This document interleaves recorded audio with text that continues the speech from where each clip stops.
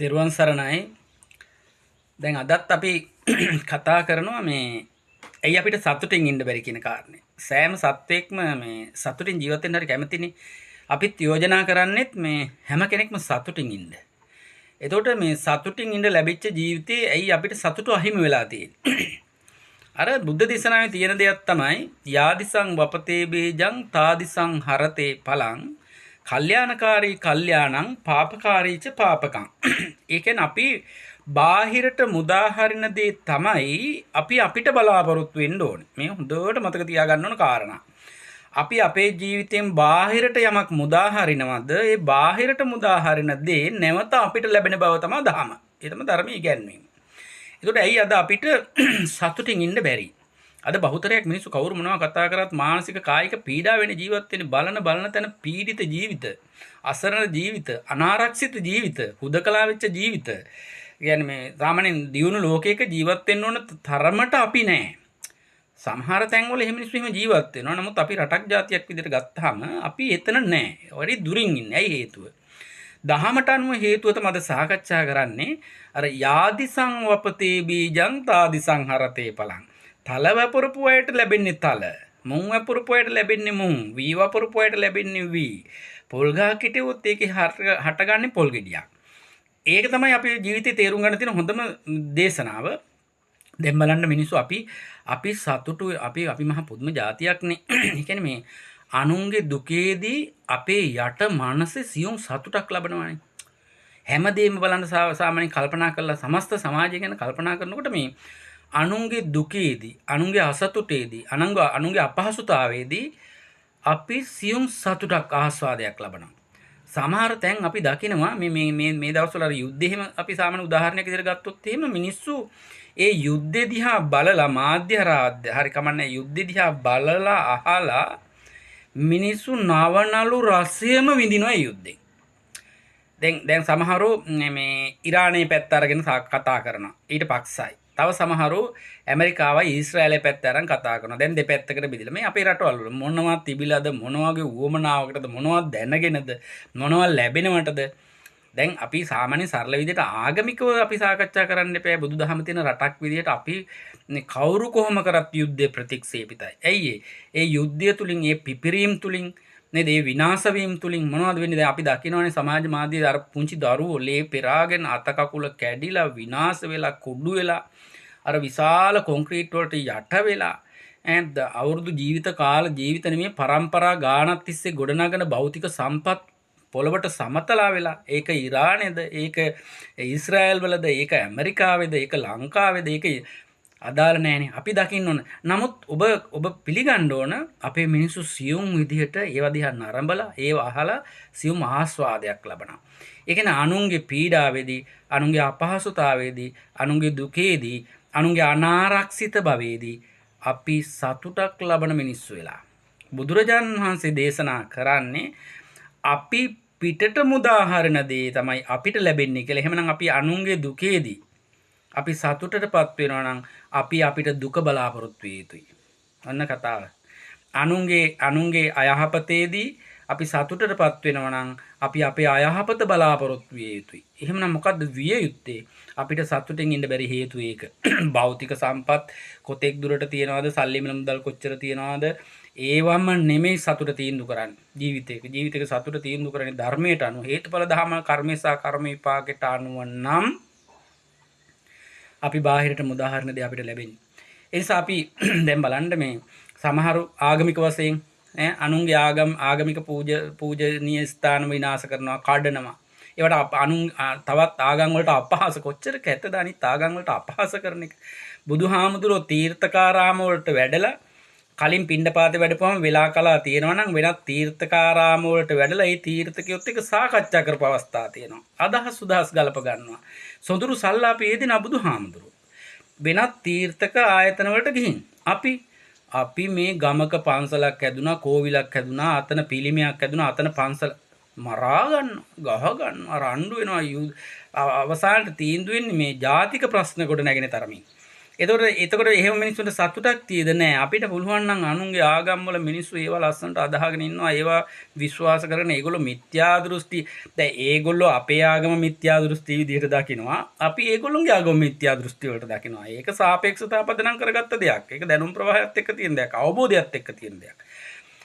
අපි ඔබට යෝජනා කරන්නේ ජීවිතේ සතුටින් ඉන්න ඕන නම් හැම ආගමක්ම ගරු කරන්න. හැම ජාතියක්ම ගරු කරන්න. හැම සංස්කෘතික සාම්ප්‍රදායික හැඩතලයකටම ඒවා ඒ විදිහට පැවැත්ෙන දිහා බලලා ඔබ සතුටු වෙන්න. විවේචනය කරන්න එපා. නිර්දේව විදිහට විවේචනය කරන හරි වැරදි.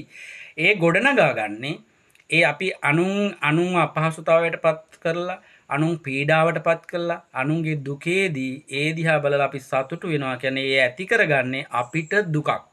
අපිට කනගාටුවක්.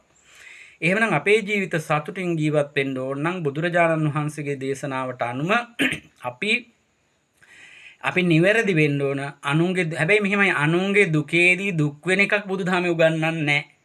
අනුන්ගේ සැපතේදී සතුටු වෙන එකක් බුදුදහමේ උගන්වන්නේ නැහැ. බුදුදහම හේතුඵල ධම කර්මේසා කර්ම විපාක. බුදුදහමේ උගන්වන්නේ අනුන්ගේ දුකේදී අයම්පිකෝ කායෝ ඒවං ධම්මෝ ඒවං භාවී ඒතං අනතිතෝති. මමද මේ ස්වභාවය හැර ගියා නෙමෙයි.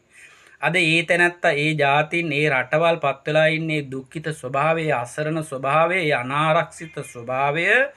හෙට දවසේ මටද උරුම විය හැක. මමද ඒ ස්වභාවය හැර ගියා නෙමෙයි. අන්න හිතන විදිය. ඒ දුකේදී. තව කෙනෙක් අපි හිතමු සතුටින් ඉන්නවා කියලා. ඒ සතුටක් දකින්නකොට අපි ඒකට ද්වේෂ කරන්නේ, වෛර කරන්නේ නැහැ.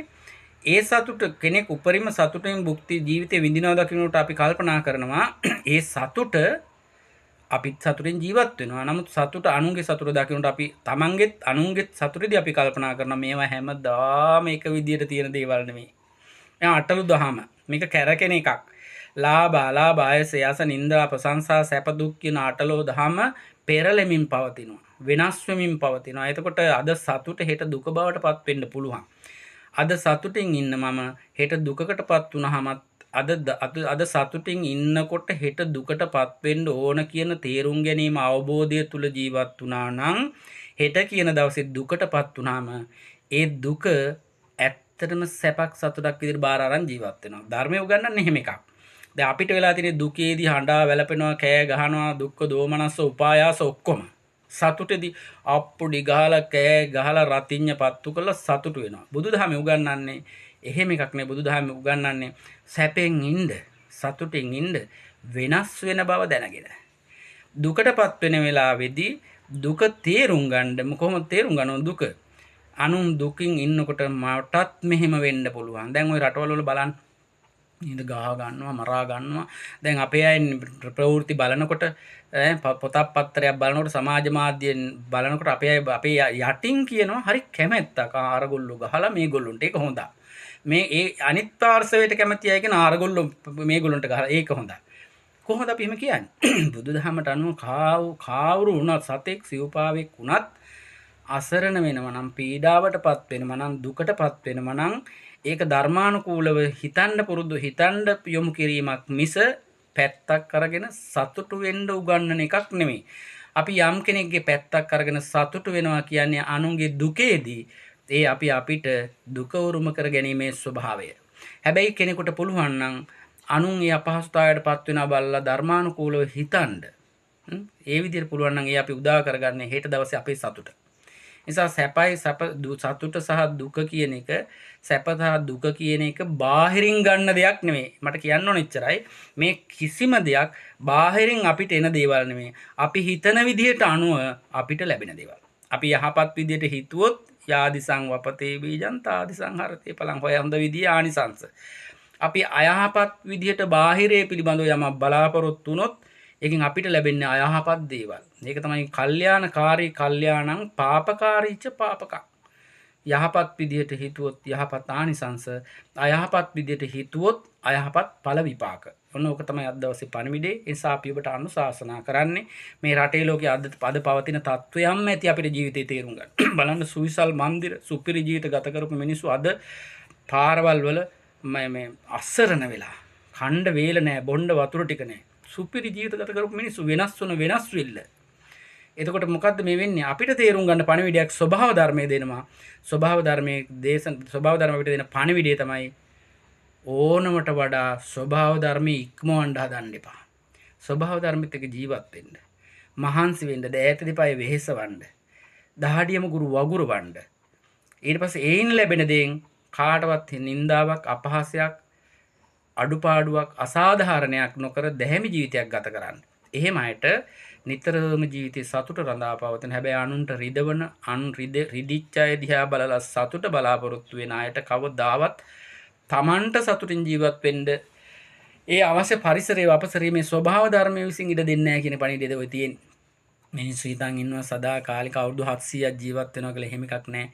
මේ මොහොතේ ඉන්න කෙනා ඊළඟ මොහොතේ නැහැ. ඇතුළට ගන්න හුස්ම පොද එළියට දානකම් අවවිනිශ්චිත ජීවිතයක් උරුම අපි හැම වෙලාවෙම අනුන් යහපත් ජීවිත ගත කරන, අනුන් සතුටින් ජීවිත ගත කරන දිහා බලලා අපිට නිහතමානීව සතුටු වෙන්න පුළුවන් නම්, තේරුම් ගන්න පුළුවන් නම් ඒ තමයි ධර්මය. ඒ තමයි අපි අපිට සතුට උදා කරගන්න විදිය. හොඳයි එහෙනම් අද දවසේ පණිවිඩය ඕක. තෙරුවන් සරණයි.